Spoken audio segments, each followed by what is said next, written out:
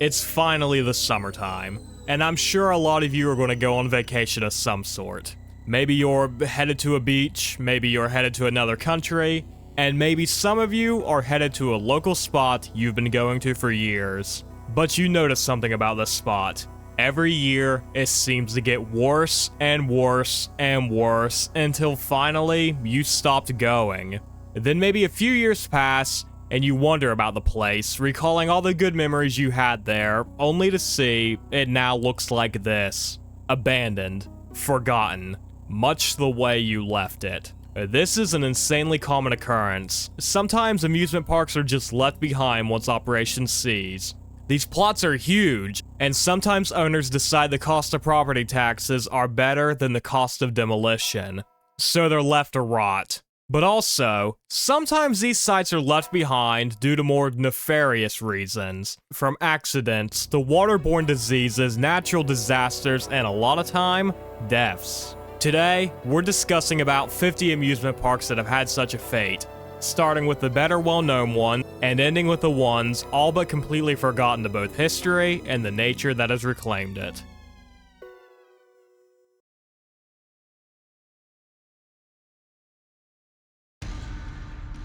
Ghost Town Village. Sitting at 4,600 feet, high on top of a mountain in North Carolina is an abandoned, Wild West ghost town. But this thing wasn't built during the Wild West, it was built in the 1960s. It was an idea from a man named R.B. Coburn, who heard a local legend. It came from a man named Dan Carpenter, who said that his sheep had escaped from their pen and were last seen at a cavern along Buck Mountain. These sheep were never found, and Coburn asked the carpenter to show him where this cavern was. So he took him to the mountain, and the cavern was gone, filled in. So while he probably stood in astonishment, forlorn over the loss of his sheep, Coburn stood as dollar signs filled his eyes. A mysterious vanishing cave on this mountain? He bought the area and built an amusement park themed around the Wild West. Using local investments, the project reached a cost of $1 million, a modern-day equivalent of $8 million. This gave him the ability to put in 40 replica Wild West buildings and a chairlift that started at the base of the mountain and carried guests all the way to the top, and a handful of rides. The park also hosted shows, reenacting gunfights of the Old West. Keep in mind, this was in the 1960s, a period where people were obsessed with that era, leading to its immediate success. It was reported that an average of 500,000 people were visiting it in a year. This success was temporary. Coburn lost interest in his project and sold it back to the state. They didn't really care to keep up with it, so Coburn bought it back in 1986, which is where the real decline began. A lack of maintenance led to the rides mostly being out of commission, leading to disgruntled guests. By the time 2008 came around, the attendance was estimated to be 340,000 a year. But if we back up a second, in 2002, the chairlift broke, leaving people on it stranded, sullying the already derelict park's name. And if we back up even further, remember those missing sheep in the vanishing cavern? Yeah, it didn't vanish, it was filled in. Once this area saw heavy rainfall, that same area would cave in. It wasn't some mystery. Part of this mountain was over a cave system.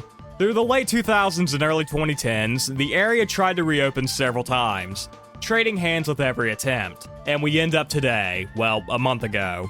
May 2025. The National Amusement Park Historical Association is in talks of purchasing the area with intentions of turning it into a park. But for now, it sits on top of a mountain, falling apart by the day. Six Flags New Orleans. In May of 2000, an amusement park was opened in New Orleans called Jazzland. Just 2 years later, Six Flags and the owners reached an agreement to rebrand it as Six Flags.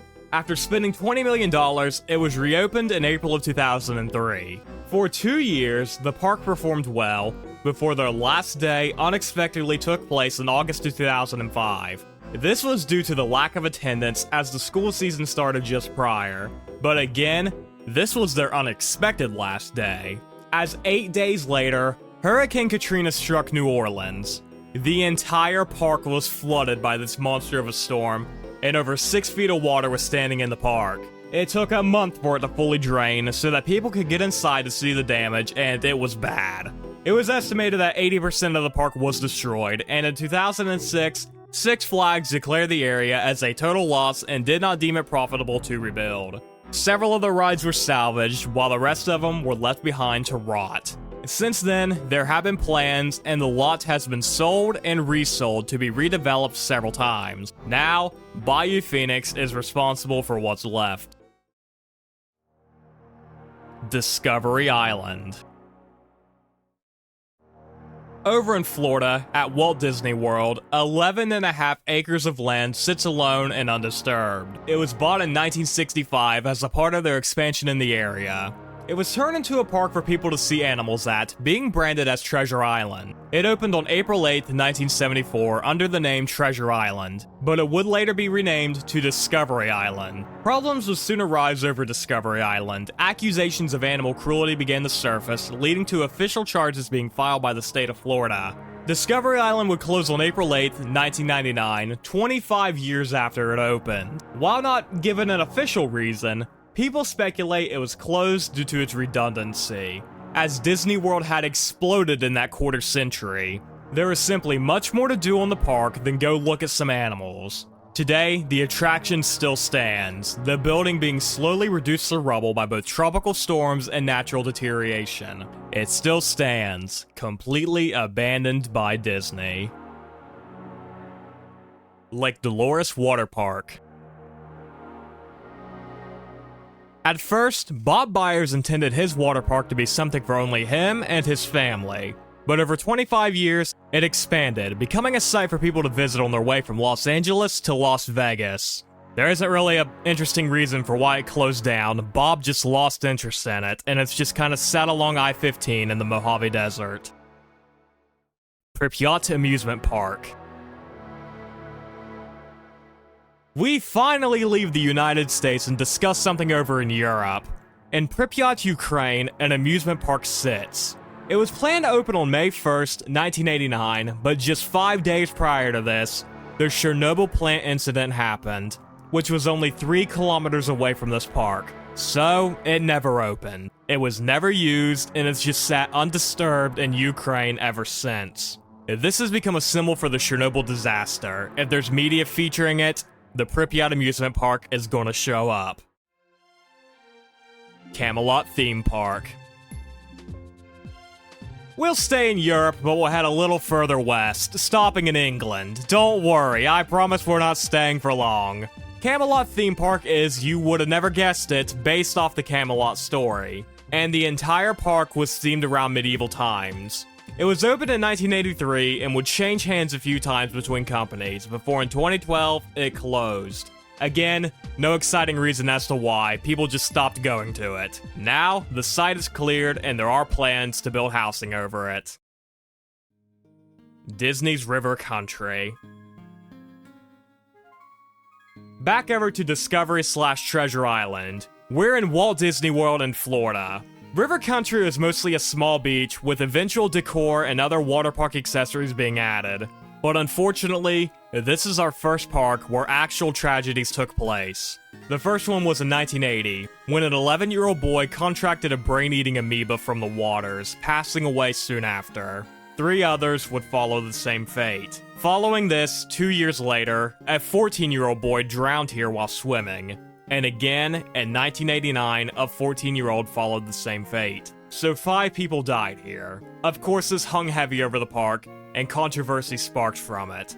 And Disney decided to wipe their hands of it in 2005. Following this, it's been left here to rot, reclaimed by nature. But Disney is planning to build a lakeside resort on the site, a construction delayed by the COVID pandemic.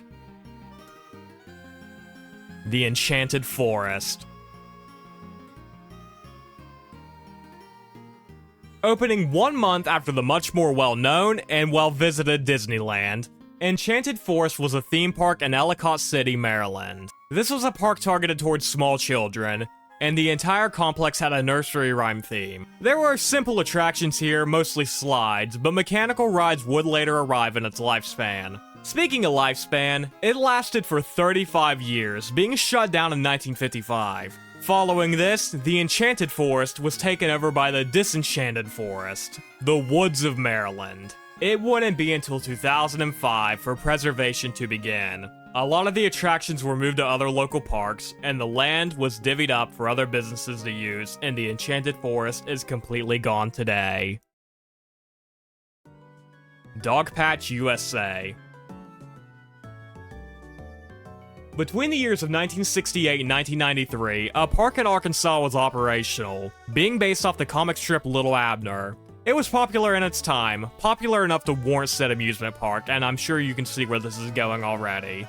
The comic is set in a fictional town called Dogpatch, which is what the park was named after.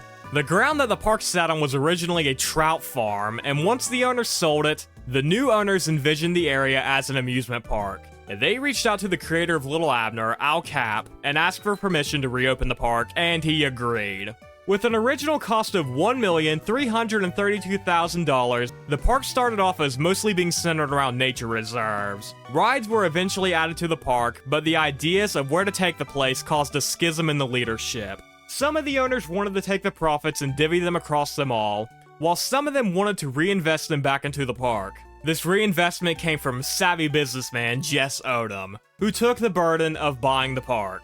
He was now free to expand it as he saw fit, signing a long-standing agreement with Cap, which would expire in 1998. The park did well for its first few years, prompting Odom to buy more and more and more of a stake in the park, practically making him the sole owner. This takes us to the 1970s, where tragedy would strike. The 70s as a whole was already rough for the American consumer, hampering the amount of people who had disposable income to spend at an amusement park. This was also backed by a declination in popularity around the Little Abner brand as a whole. The comic declined in sales, a TV show about the comic was cancelled, and a planned restaurant chain based off the brand was also cancelled. Odom was already in debt, and soon the bank took the park over. Ending the 1970s, 2 injuries took place on the park grounds, further sullying the name. The park traded hands between private equity through the 80s and early 90s before it finally closed down in 1993. Today, the ruins of the ride still stand deep in the Ozarks of Arkansas. Freedom Land, USA. After the success of Disneyland over in California, one of the park's lead architects headed east for his latest project, an amusement park centered around American history, built right into the Bronx. The man who built it, C.V. Wood. The thing he built, Freedom Land. The plan was to build a park divvied up in regions all based off a key piece of American history, which were as follows: New York during the late 1800s, the Great Chicago Fire, the Great Plains, San Francisco's Great Earthquake, the American West, Mardi Gras, and spaceflight. All kind of a mixed bag of stuff, but sure, whatever. This thing was a failure. Even on opening day, a lot of the facilities weren't ready to be used, meaning no water fountains and on and off again working restrooms. It was also expensive for the time. You'd have to buy a ticket to get into the park, which cost about $1, and each ride or attraction cost extra to attend, ranging from 5 to 10 cents a piece. There were also several ride-based incidents that took place. A stagecoach at the west section overturned and injured 10 people, and months later, a train ride overturned and injured 2 children. Fun for the whole family. You take out a second mortgage to watch your children get crushed by Americana.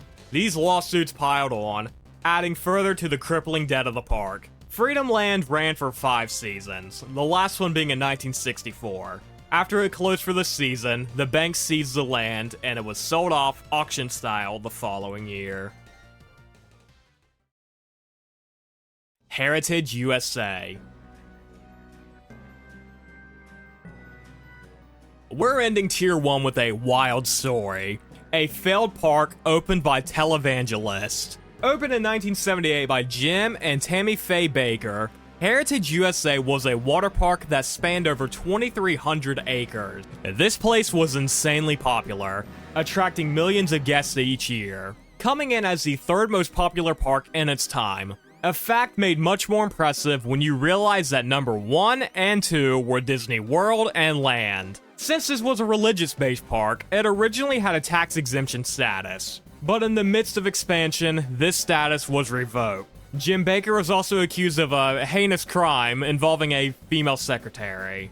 On top of this, in 1989, Hurricane Hugo caused a lot of damage to the area, pretty much bringing this park's history to a close. The only thing still standing is an abandoned hotel, a 21-story tall building looming over an empty parking lot.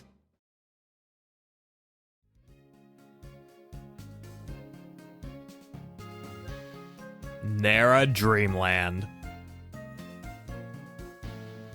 We're starting Tier 2 over in Japan, when this fella, Kunizo Masuo, gets home from vacation. Where was he? Disneyland. And he was so impressed with the site, he decided Japan should have something similar. Masuo actually spoke to Disney about this, and he initially agreed to building a site. Plans to build the park went underway, but Disney soon lost interest. However, Matsuo didn't want to abandon his plans fully, so he removed all traces of the Disney brand and built a non-affiliated amusement park. Even if it didn't have the Disney brand, it was basically a copy-paste of Disney World.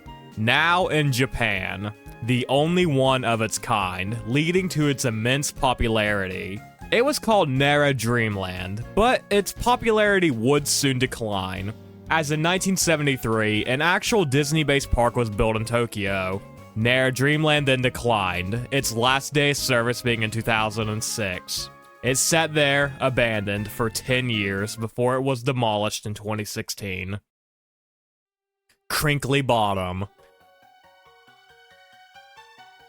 I feel bad for the people of Britain. Could you imagine finishing your school year, and it's summer now, and one day your parents say, "Right, old chap, you ready to pop down to Crinkly Bottom for the day?" And then you get to Crinkly Bottom and you try to make the best of it, and you see this thing walking around. This is the reality British children in the 1990s faced. Crinkly Bottom shares its name with the fictional village that Noel's Party House was based in. A kids show which starred Mr. Blobby, this thing. There were actually 3 Crinkly Bottoms, 2 opened in 1994 and 1 opened in 1996. Cricket St. Thomas was the first, and it had a simple wildlife attraction with a water slide. 2 years into the park, the Knoll branding was pulled and the park would close a year later. It was abandoned and it's gone today. On to Park 2, Morecambe. This park was given more of a budget, £300,000 in total. But the park was not near as popular as investors hoped, and funds were soon pulled from it. Meaning this park was only open for 13 weeks. It's still lost deep in the woods today, completely overtaken by nature. Finally, Park 3 only opened for a year, and it was originally another park that accepted the Mr. Blobby branding, but it would soon go defunct with a change in ownership. Joyland Amusement Park. Over in Wichita, Kansas, Joyland Amusement Park was active between 1949 and 2004. The park was initially hampered by World War II, as electricity was rationed. But once the war was over, the park was really allowed to flourish. Roller coasters were built, alongside Ferris wheels, a miniature train, and even a few animal exhibits were put in. Later into the park's history, it was changed to fit a more Wild West theme, with gunfight shows being performed. The park remained like this until 2004, when tragedy would strike. In April, a 13-year-old girl would fall off of the Ferris wheel. She did survive, but the park closed for an investigation. It did reopen in 2006, but this would be its last season. Over the next few years, it was gutted, and the attractions were sent to other parks in the area. The last building, the Wacky Shack, was burnt down on August 8, 2018. Nothing of Joyland Amusement Park is left today. Mirapolis. We're in France now, with a park based off of concepts in French literature. How riveting. Mirapolis opened on May 21st, 1987, and take a guess how long it lasted. Got your guess? 4 years. That's it. The park was big, France's first mass amusement park, and it spanned over 136 acres. There were 3 roller coasters, the key part of the park, while it also had a handful of water-based rides. The park would only last for 4 years, never making a profit, with it closing in 1991.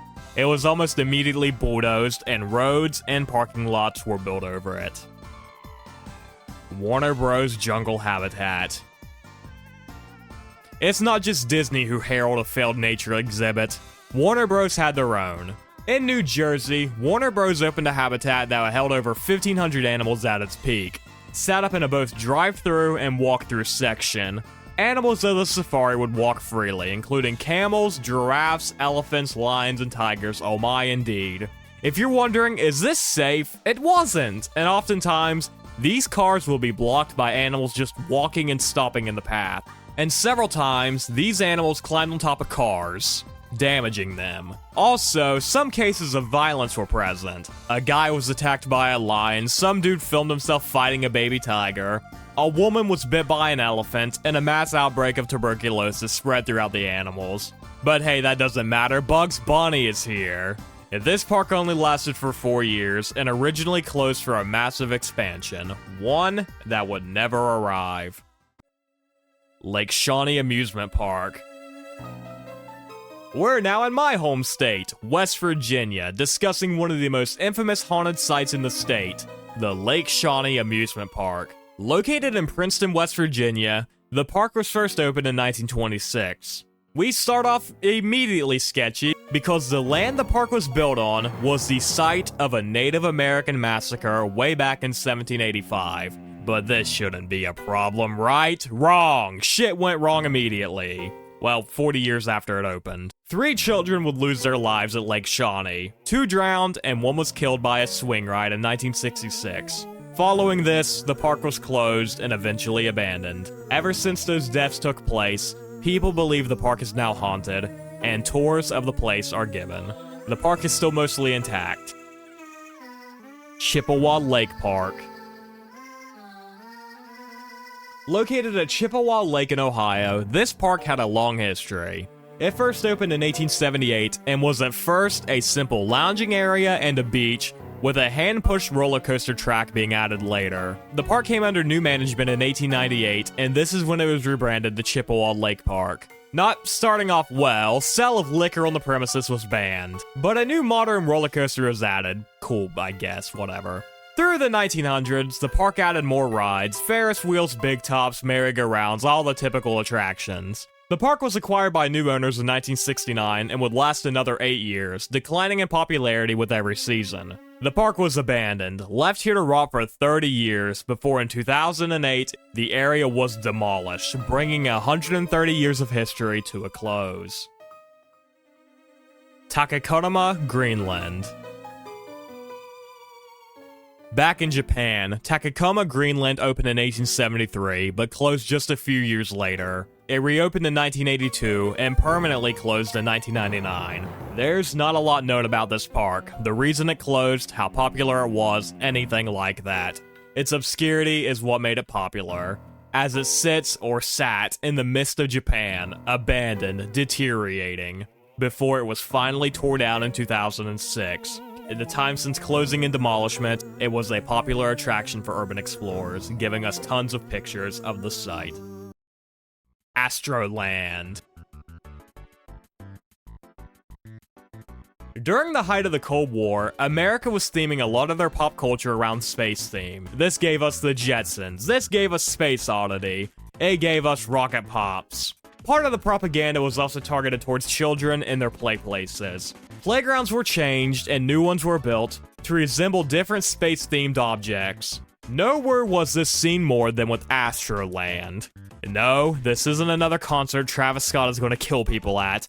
This is Astroland, a space-age theme park opened in 1962. It was located on Coney Island and ran until 2008. Rides here were also shaped to look like rockets, satellites, anything to get children excited about space. There was also an aquarium, where patrons were taken underground and beside a water tank that housed dolphins. 13 years into the park's history, a fire wiped out a big portion of the park. It was rebuilt, and it remained in operation until 2008, when it closed for good. There were talks and attempts to find a new owner, but no one was interested enough to buy it. The rides were mostly sold for scrap metal, and Astroland is gone today. Wonderland Theme Park. Built in Beijing to rival the Disney parks of America, Wonderland was never finished. This park remains a massive mystery, why so much was built and it was never finished. It was planned to be the largest theme park in Asia, but construction stopped in 1998. A few attempts at building it were underway, but none were successful. Most of the park was demolished, but as of 2025, the main concrete castle still stands, falling apart by the day. Spree Park. We're ending Tier 2 with another Cold War adjacent park. Spree Park was a park in East Berlin, first opening in 1969. It lasted through Germany's reunification, and it expanded. Roller coasters, water attractions, a stage, and many other sites were built. But as the 90s came to an end, attendance declined, and ticket prices rose. The park closed in 2002, and the owners moved to Lima, Peru, where they, no joke, became cocaine smugglers. Back over in Berlin, the park ran guided tours through the ruins, and the park today does have plans for it to be restored, but nothing has been done yet. It's still sitting in Berlin, abandoned. Ho Thi 10. Starting Tier 3 in Vietnam, we discuss Ho Thi 10, Vietnamese for Daffodil Lake. This was a smaller site, serving as a park with a handful of water-based rides. It opened in 2004, and it closed in 2004, a few months after it opened. There isn't a provided reason for why, the place just shut down. Investors lost interest in it. When it opened, it was only halfway finished, but despite this, it was popular, making its reason for closing all that more mysterious. The park closing brought in a new type of visitor, urban explorers. This remains today as one of the most popular spots for urban exploration in Vietnam, with remnants of the water park still visible to this day. Formosa Fun Coast.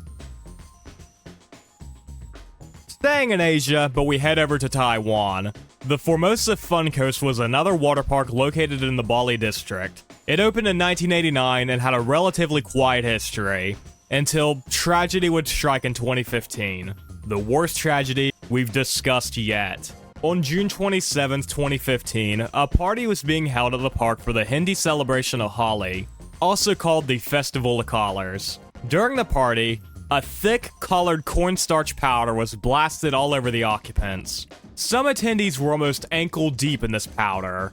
Another wave of color was blasted, but this is where the tragedy would strike. The powder ignited due to a light on stage, and the entire venue was set on fire. 497 people reported injuries, and by the time it was over, 15 of them would lose their lives. The water park was shut down for investigation, and the host of the party was arrested to be investigated as well. The park was allowed to reopen in 2017, but it is out of service today. It sits alone in Taiwan, completely forgotten. Kuwait Entertainment City. On March 14th, 1983, an amusement park was opened in Kuwait called Entertainment City. This park was active for every season of operation, but was temporarily closed in 1990, as Iraq had just invaded the nation. In this invasion, a lot of the rides were actually seized by Iraq to be taken back to their own country. Once the war was over, the process of rebuilding did begin, opening in 1994. For the next 22 years, it performed as normal, before it closed in 2016 for renovations. Renovations that soon became demolitions. The park was destroyed in 2020, and a new park is set to be built at the site. Lai Chi Kok Amusement Park. Once the largest park in Hong Kong, Lai Chi Kok was opened in 1949 and featured the standard rides of the time. There were also some more unique attractions, including a wax museum that featured many important figures in Chinese history. Later in the park's history, a small zoo was also built here. The amusement park was actually seized by the government so that public housing could be built over it. America needs to follow suit. We need to do this, but with all the stupid golf courses we have across the country. Rocky Point Amusement Park. In 1857, a man named Captain William Winslow purchased a plot of land to enact a plan he had for years, an amusement park, at Narragansett Bay, located in Rhode Island. Obviously, since it opened in 1847, it wasn't some grand thing at launch. Just a simple dining hall and concert venue along the waters of the Atlantic Ocean. Rides would come later in its development, but one of the strangest attractions was this thing. Now you may ask me, damn man, isn't that just the letter A? And it is, but this was an important A. It was a part of the 1964 World's Fair, and it was taken and left here. This spot had a history of sports as well. The Boston Bean Eaters played the Philadelphia Phillies here, and tryouts for the swimmers sent to the 1936 Olympics were held here. Problems for the park would arise in the 1990s, when attendance dropped, basically ending the park right then and there. A few rides were sold, but others have been left, the ruins now sitting along the very bay occupants once stared out into. Loudun Castle. In 1995, British company Lands Improvement Holding purchased an estate that housed an old, abandoned, derelict castle built in 1804, which kinda blew my mind. I didn't know castles were still being built in that time. So the park owns this castle, and that's part of the attraction. Come see this 200-year-old thing, and ride a roller coaster. They even made a mascot, Rory the Lion. Look how happy he is. Nothing can go wrong. The park was sold in 3 years, but the new owner invested £7 million over 2 years. And he owned another amusement park that he consolidated into the Loudun Castle. Unfortunately, the park would experience a tragedy. In 1997, an 18-year-old park operator fell off a roller coaster that got stuck. He was sent up to push it forward, and he fell, losing his life. The park was closed for an investigation, where it was found that the owners were not liable for the damages caused. The park would never recover from that reputation, and it closed down in 2010. The only thing surviving is the original Loudun Castle, still standing today, withering away with every year. Lincoln Park. No, not the band. This was an amusement park in North Dartmouth, Massachusetts. This was an amusement park located in North Dartmouth, Massachusetts. It opened in 1894, and it started off as a park for families to eat at. In the 1920s, its transformation into an amusement park began, with a massive 14-lane bowling alley being added in 1941. 5 years later, the park faced a tragedy, when a guest was killed while riding the wooden roller coaster. Following this, the park faced a decline in attendance. That same roller coaster had another incident, when one of the carts broke and got stuck.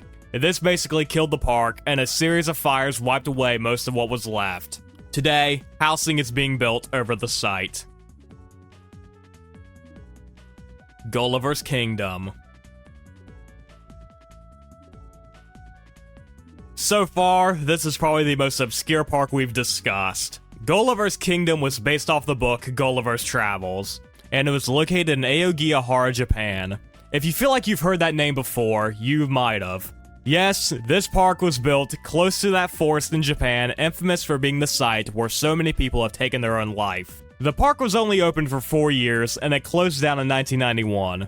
A statue of Gulliver himself, I assume that's his name, I've never seen the movie or read the book, but when he gets knocked down, yeah, there's the statue. It was left to be retaken by nature, before it was eventually demolished.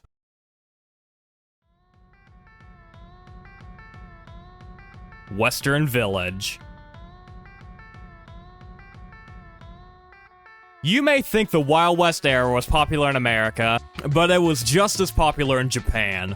The nation has a strong affinity for the cowboys and cowgirls and bandits and everything else of the Wild West. Opened in 1973, the Western Village amusement park was meant to resemble a village of the old American West, with other attractions and rides to coincide with that same theme. The park also had a replica of Mount Rushmore for some reason. Not a lot is known about this place, other than it ceased operations in 2007. It is still standing today, completely populated by malfunctioning and dilapidated cowboy animatronics. Yongma Land. Ending Tier 3 in South Korea, Yongma Land was a smaller park. It opened in 1980 and featured simple rides. The park would face competition in 1989 when the much larger Lotto World Park opened. Youngma tried to compete, and the owners gave it a renovation and expansion, and this managed to keep it afloat until 2011. It has since been shut down. The area attracts urban explorers and people who use the land for artistic means, rather in video production or photography. A few K-pop stars have used Youngma Land in the background of their music videos, with Bak Ji-young being the best well-known example.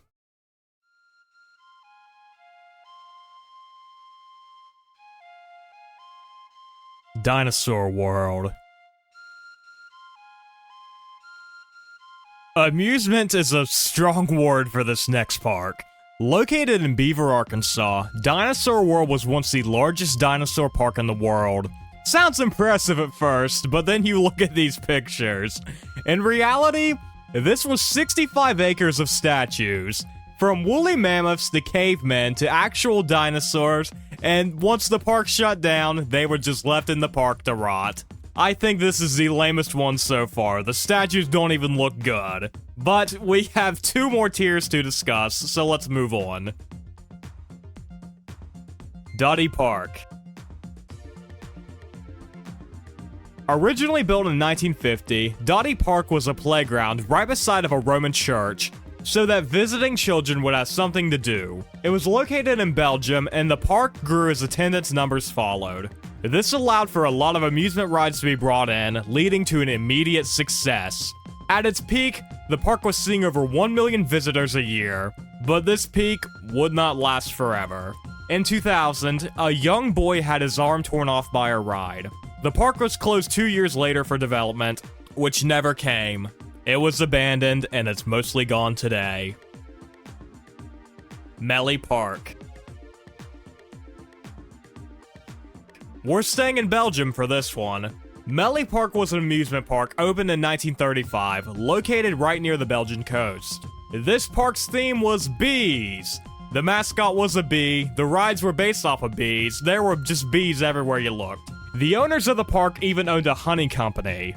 The park had its best years in the 1970s, and there's not a stated reason why the place closed. I guess people just got bored of bees. Makes me wonder what this motherfucker did. I know what you are. It closed in 1999 and the park was scrapped and the rides were taken to other spots. Terra Encantada. Terra Encantada, Portuguese for Enchanted Land, was an amusement park with an insanely short and insanely violent history. It opened in 1998 in Rio de Janeiro and was meant to celebrate Brazil's cultural history. The main character of the park was Kiara, a water goddess in the nation's culture. The park was massive, and it received over 220 million United States dollars in investments, which paid off. At its peak, the park was seeing over 20,000 daily visitors. On opening day, a date that was pushed back twice, not all the facilities were open, leading to disgruntled guests. There was also a party for that night, and Brazilian actress Isis de Oliveira was there.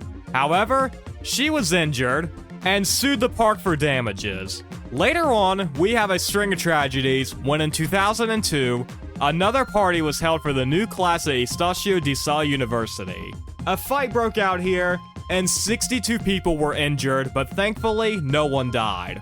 But that wouldn't last for long. When in 2005, a man fell from one of the roller coasters and suffered a cracked skull, a fractured cervical spine, and one of his lungs perforated. This led to investigations to the park, which didn't go anywhere. In 2010, another person fell from the park, 61-year-old Hadira Ribeiro, and she did pass away from head trauma. This led to another investigation that found that all the rides had massive problems, leading to the park shutting down. The dilapidated site was turned into a set, which several shows filmed at, but the park is in the process of being demolished. Himayuri Cactus Park. Located at Okinawa, Japan, is an amusement park based off of cacti. Sure, man. Whatever. Not a lot is known, its only information comes from the Abandoned Kase blog, which toured the place and showed off the ruins. According to the ones who toured this place, the park was opened by the government of Taiwan in an attempt to gain more influence over Japan. After dumping a lot of money into the park, it wasn't that successful and it closed down a mere 6 years after it opened. Blob. Here's another one. It's the summer. We're done with school. Where are our parents taking us? Blob. Short for Berliner Luft- und Badeparadies. Berlin Air and Bathing Paradise. Blob. The park closed down in 2005, facing hygiene concerns, and today, it's a mess, a dangerous one. It's been vandalized, a ton of glass panes are just hanging and blowing in the wind, and it's filled with rats. The park is in the process of being torn down, and apartment complexes are going to be built over it.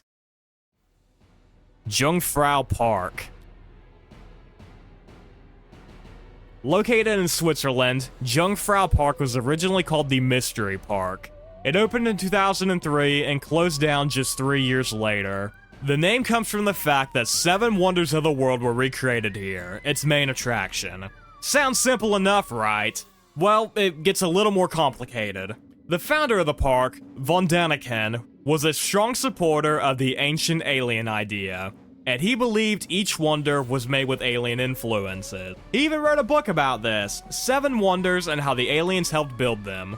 Von Däniken proposed an idea, a crop circle creation contest that attracted no one. But undeterred, von Däniken set out to make his own crop circle. A webcam was set up to film the field, and when they set out to make their own, there was a problem. There was already a crop circle there. Checking the camera showed a set of headlights appearing, the crop circle popping up, and nothing else. So did this attract more business? No, not really. It was abandoned soon after. King City. King City was an amusement park located in Israel. It opened in June of 2005 and was themed around the Bible, with many important buildings being recreated. More specifically, this place was meant to honor King Solomon, with several of the attractions being based off his life and exploits. There was a cave, with many biblical scenes being carved into it, and there was a boat ride that took guests through the life of Solomon. The park closed down in 2015, and there isn't a stated reason as to why. I'll take a guess. Being that it was in Israel, a Palestinian child was probably in attendance, so the IDF leveled the park. Kishkinta. Kishkinta is a mythical city in the Hindu faith, said to be located in a deep forest, and it was a land of riches. So in August of 1995, park owner Navadaya Apachen opened a park named the same thing, Kishkinta. It was located in Chennai, India, and spread over 120 acres of land. The area had a few rides, both water and roller coasters, and had scenic landscapes and picnic areas. Due to the lack of ride engineers in the nation, they began to deteriorate, and during an inspection, a person lost their life. The park was eventually abandoned due to this. Ratanga Junction. We can end Tier 2 in South Africa, more specifically, Cape Town. Ratanga Junction was opened in December of 1998, and it closed 20 years later in 2018. The park was right next to the largest shopping center of the city and featured mostly water park-based rides. However, there were a few roller coasters as well, with the Cobra being the largest attraction. The park faced financial difficulties since its beginning, ones that were only exacerbated with time, leading to its closure in 2018.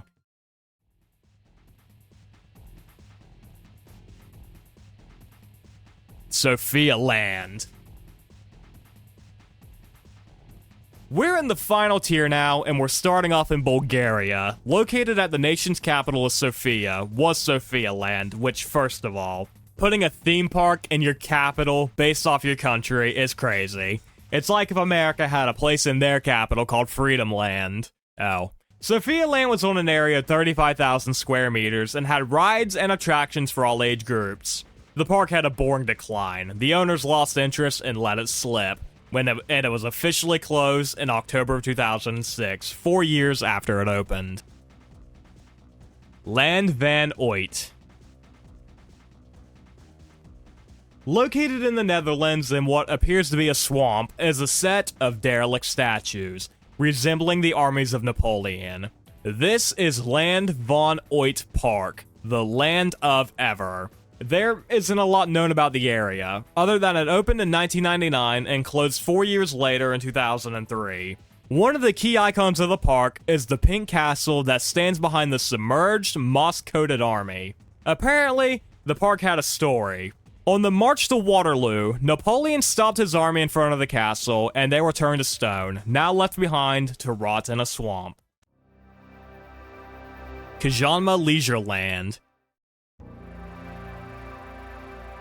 We're back in Japan, nestled deep in the Tohoku region. An amusement park is rusting and rotting away. Originally built in 1979, the park was meant to help the nation move past the horrors of World War II, and it was insanely popular in its time. It was seeing upwards of 200,000 people visiting it per month. It suffered the same fate other parks in Japan did. Once Disneyland Tokyo was opened, it pulled visitors away from the park. Attendance dropped, and the park was eventually closed. The only thing that still stands today is the Ferris wheel, rising high above the overgrowth that slowly takes the land back even to this day. Expo Land. We're staying in Japan, where tragedy strikes at Expo Land, a park that was once located in Suita. It opened in 1970 and closed 30 years later when tragedy would take place. On May 5th, 2007, a stand-up coaster derailed and a cart struck Yoshino Kagawara, a 19-year-old college student. Unfortunately, they lost their life, and an additional 40 people were injured. An investigation revealed that the roller coaster had a broken axle, one that wasn't replaced for 15 years. This incident hampered the park's popularity, and it closed down. It did reopen briefly, but would shutter its doors on February 9th, 2009. Eagle Park Amusement Park. Eagle Park was a popular amusement park in Lawton, Oklahoma. It was a mesh of a typical county fair alongside an actual amusement park. There were carnival rides, rodeo shows, carpooling, and tons of fried food, typical of American attractions. The park opened in the 1950s and lasted until 1985, and has simply declined over the years as the owners got older and the rides fell apart. It was abandoned, and it still sits in the plains of Oklahoma. Grand World Scenic Park. Back in China, the Grand World Scenic Park was an amusement park on the outskirts of Guangzhou, China. It covered an area 710,000 square meters and featured a lot of recreations and global landmarks. The park didn't last long, since there wasn't really much there to do. In 2009, an angry mob of 40 people raided the park and attacked security guards. Why? They were bored. That's it. There was no reason. They raided the park and beat people up with sticks. The park was abandoned afterwards, and it was used for photography rentals for a while, before the land was sold to the government for reuse. Okpo Land. Opened in 1996, Okpo Land was the site of yet another tragedy. In 1999, a series of fatal accidents took place, and the worst of it was when a small child fell from a ride and lost their life. However, a lot of this is shrouded as an urban legend and as a mystery, as it wasn't widely spread and reported on. It's more of a rumor that was spread in South Korea, backed by the park's untimely closing in 1997. At the same time, the nation was facing a financial crisis, the more likely culprit as to why the park shut down. Umoja Children's Park. Imagine this. You're just on a simple nature hike through the woods of Tanzania, probably not a situation you would actually find yourself in, but imagine for a second. You're there and you stumble upon this thing. This is the remnants of Umoja Children's Park, located in Tanzania. Not a lot is known about this park at all, and it just said it was geared towards children and it wasn't open for long. The photo was also reported to have come from Pripyat, Ukraine, way back in Tier 1, and other parks in America, but the Tanzania story is the most popular one. Hobbiton, USA. And here we are. We've reached the last entry for our video today, and what a fun one to end on. Located in Northern California was a set of statues and displays that resembled the characters of J.R.R. Tolkien's The Hobbit. From Gandalf to the hobbits themselves, these statues were set up in the 1970s. This is all the park was, a set of statues along a nature trail. Eventually, the state stopped keeping up with the statues, so the paint faded, nature grew over them, and people took it upon themselves to vandalize them. Today, the Gandalf statue still stands in the woods, greeting any traveler on their latest adventure.